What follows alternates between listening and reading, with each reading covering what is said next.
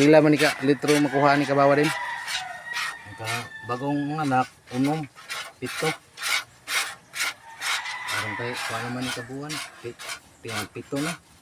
Sa tuwa pila man ni ka bisag buntis mo gatas ka pre? Oo, kanay mura man ignabdos, nakatako kay tiya. Kaya naiay naman eh, pat na kabuan. Puto bagay ni siya kuhan. Pito kabuan ginabdos, nundang na siya sa hatag. Pero ang inahanan eh, hindi kuhaan pa karon pagkaugma ng anak. Gwapo na sila kuhan, lahi. Daghan gid siya gatas day. Aw hinganak.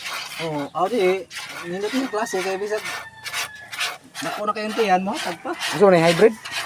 Crossbreed naman eh. Hanggat kung inahan kay ito man, aw iptre. Aw ito, kani iptre. Ang anak ko na ani, dyan na to, ipur na to.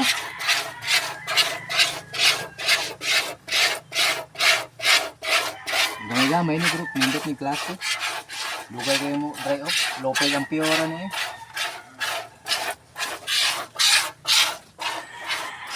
Tagpilang litro anay gatas?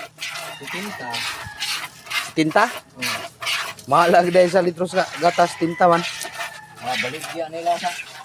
Pero hindi na dapat eh. Sinabula na nagtubig. Aw Kani yung gimawa nag-skin day wa. Murag ko ano eh. Murag constant ba, digid. Sakto talaga eh. dili mo dili may mong tubig. Oo. Nindutan murag ice.